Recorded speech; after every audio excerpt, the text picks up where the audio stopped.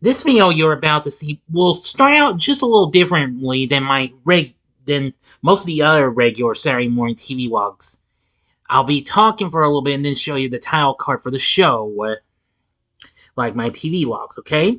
So please understand it and enjoy the show. This is a Saturday morning TV log from Big D's Entertainment Rankings and Reviews. Greetings, my fellow YouTubers. I'm Doyle, the Big D to you, and this is Big D's Entertainment Rankings and Reviews. So you're probably wondering why I'm showing myself first before the title card. You saw that you heard what I said in the disclaimer. So anyway, today's Saturday morning TV log will be a special one, but it's going to count as one of my overall numbered ones.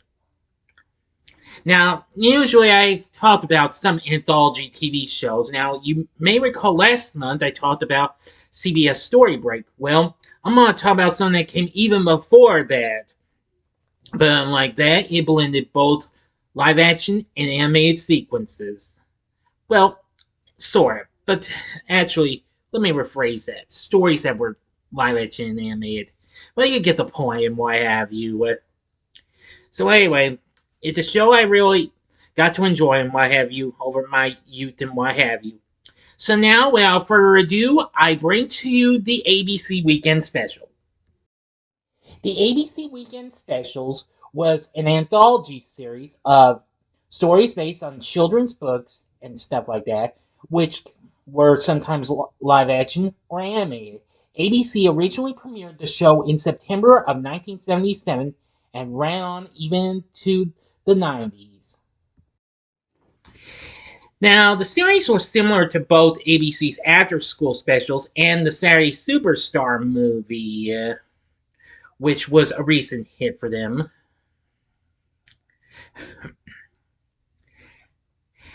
But anyway, the show differed in that it was primarily aimed at younger viewers following the Saturday morning cartoon lineup, whereas the after-school specials was known for its somewhat more serious and often dramatic storylines dealing with issues concerning a slightly older teen and preteen audience. The main focus of the weekend special was to encourage children to read.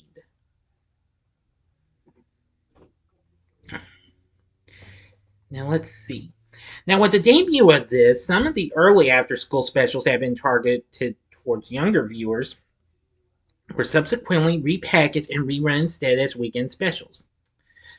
During the series run, ABC's weekend specials had three main opening sequences. Well, title sequences, that is. All of which include storybook, literary elements, and characters in varying forms. The most popular one was the pop-up book, which was used from 1977 to 1990, with its design and animation by Rick Reiner Studios. It consisted of a stack of books on a library desk accompanied by a rhythmic disco theme tune in the background. A larger book in the middle of the display with the show's title printed on the cover magically opens with the ABC logo printed on the first page. Various figures from literature and intertitles pop up from out of the book. The intertitles read children's novels for television and short story specials, respectively, and the series title blossoms into view at the end of the intro. That was the longest one running from when it started and going into 1990. They changed it with Reading is Magic, combining computer animation with live action elements, and a group of neighborhood kids experience the wonders of reading with every turn of the page.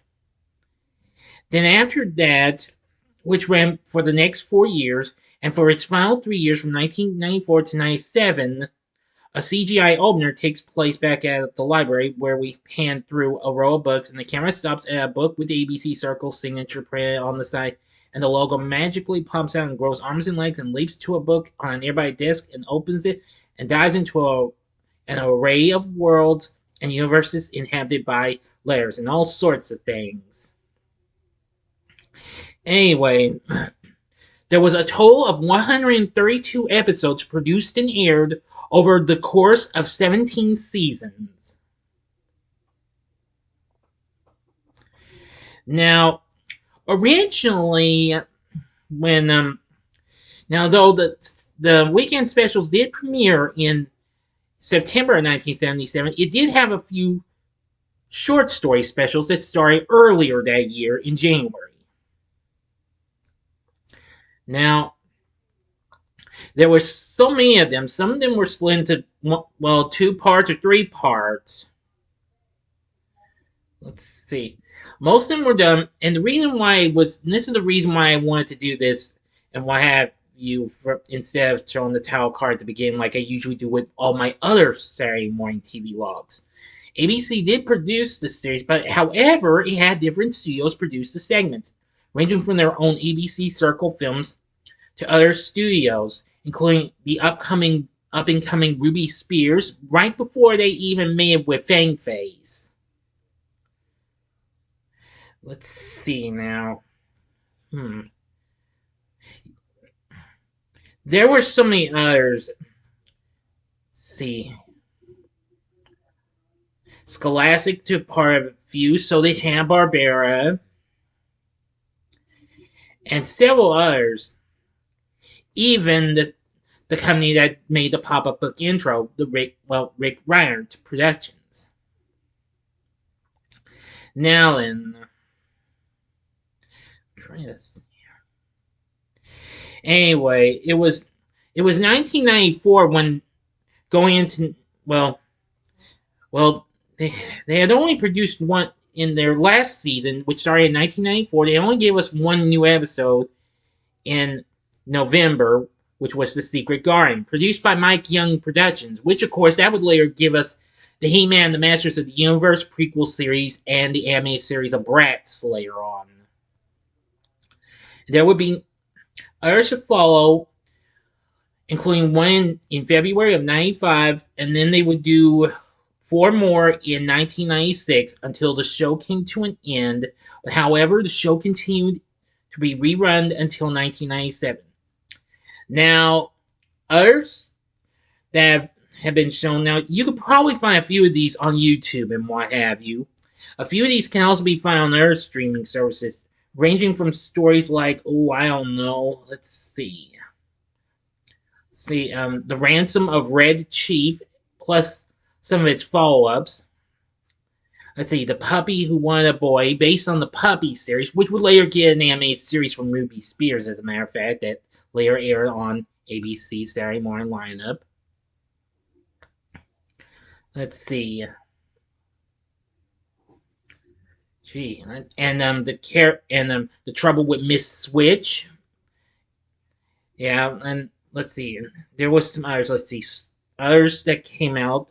Scruffy, Bunnicula, the Vampire Rabbit, The Secret World of Og. There's so many to mention, what have you. The Velveteen Rabbit, that's one special I'm familiar with. Let's see. Shoot, they even had Pippi Longstocking in it, and The Adventures of Teddy Ruxpin, even before he got his animated series in syndication. There was even a continuation of their recent hit series, The Lils, in Liberty and the Lils. Also, stories based on the late great Beverly Cleary's Ralph S. Mouse series, which they started with the mouse and the motorcycle, and then they did Runaway Ralph and Ralph S. Mouse. Anyway, there would be lots of others. I think you can again, as I've said before, you can probably find some of these episodes on YouTube. Let's see. Now, of course, it had several hosts in my view. The show didn't have any hosts at first until 1979, when their first host was Michael Young, who was well known for providing some stuff. Who was currently at the time hosting ABC's series Kids Are People Too, and other programs and specials. It lasted for 2 seasons. Then after that, African-American fireman Willie Tyler and his dummy Lester took over, appearing in an opening segment introducing that week's episode, as well as an ending segment wrapping up the show, and often recommending the book that the week's episode had been based on. And then after that, from 1984 to 1989, they introduced a puppet version of a character that was featured in little animated PSAs, Captain O.G. Readmore, which I'm sure most of you would be familiar with, who also actually had a few specials of his own as well. Yes, and he took over as host for the next 5 years, along with John Bowser Bowman of the group Sha Na Na, who had more recently appeared as panelist and one of the hosts of the Match Game Hollywood Squares Hour. Now, Readmore appeared in 5 animated stories and what have you, as well as appearing in Saturday Morning PSAs encouraging children to read more, like I said already. Now, actually,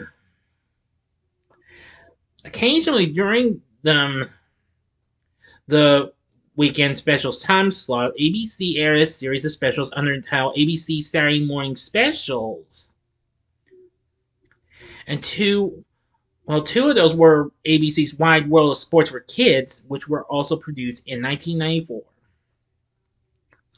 But anyway, that's that and what have you. So, stand by and I'll get you some more in just a moment. Okay, yes, I will say you did hear me correctly. There, you can find some full episodes of the weekend specials. Some you can actually find them from their actual airings. Now, some might be from reruns, maybe some from later showings and what have you. But anyway, I think this is so incredible and what have you. I will say that the weekend specials, again, as I've said before, was a big part of my childhood. Now, also, here's something else I'll point out. I actually found The Mouse and the Motorcycle, and let's see, I believe it was Runaway Ralph, on Tubi. I'm not sure if they still got them on there, but you can look. But if you can, no problem. I think YouTube will probably have those. But anyway, I think this is a very good series. I think you'll really like it if you give it a try. One moment, please. Now, here's a shot of its most popular host, Captain O.G. Readmore. This, of course, was from one of his animated specials and what have you, outside of the PSAs he did. And here's a shot of the Cap in his puppet form.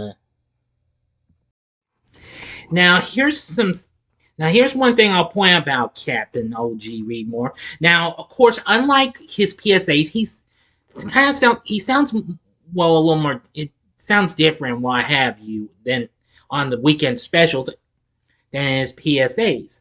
But I was fine with that. It was really nice to see this here character on there.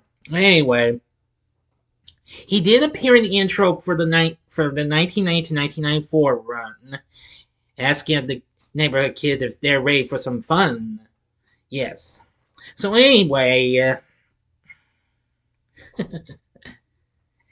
yeah.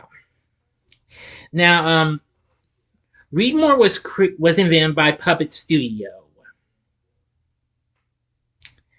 He actually appeared with various guest stars as well on his run, including with Vincent Price, Harry Blackstone Jr., Pat Maria, Joan London, who of course will be hosting Good Morning America, and a host of others. So anyway, I thought it was pretty good. Now, he appeared. Now, that picture I showed you from the anime form was from his Puss in Boots story that aired in 1988. He appeared in others. Those were Jack and the Beanstalk, Dr. Jekyll and Mr. Hyde, Red Riding Hood, and Chicken Little. Very incredible. Now, voice cut Frank Welker voiced him in the original PSA announcements. Now, in several of the anime specials, Neil Ross voiced him. Now, Welker did voice Readmore in, well, some of his early appearances on the weekend specials as his host, but I do recall Neil Ross doing it as well. I'm almost sure of it. But anyway, now you know about the ABC weekend specials. Give it a try. I think you ought to encourage your kids to watch it as well. Again, as I've said before, you can find some episodes of this series if you look real hard, but just try not to get some of the multi-part episodes mixed up, okay? So anyway, what did you think of the ABC weekend specials? Did you ever grow up watching this series? I bet a lot of y'all did. Let me know in the comment section below. If you liked the video, click the like button, subscribe, and be a part of the Big D Nation. And stay tuned tonight. I will be giving you my spoiler-free review of Aquaman and the Lost Kingdom. Be on the lookout for that. So I hope you enjoyed this. And if you did, check out the Saturday Morning TVLog for these other anthology series I recently talked about. In the upper left-hand corner is the episode I did on CBS Story Break last month. The upper right-hand corner is last week's Saturday Morning TVLog, and that was the Fabulous Funnies. Or go to the bottom left-hand corner and see the Saturday Morning TVLog I did for one of my few favorite shows that aired on ABC back in the day. Well, from when I was born, Richie Rich. I did a few years ago. And the bottom right-hand corner is the button you can click to subscribe. If you like rankings and reviews on movies, TV, music, video games, etc., as well as the Saturday Morning TVLog, then I'm your guy. Thank you for watching, and next week's Saturday Morning TVLog is the Canuga Cats. So until next time, I'm the Big D saying, see ya.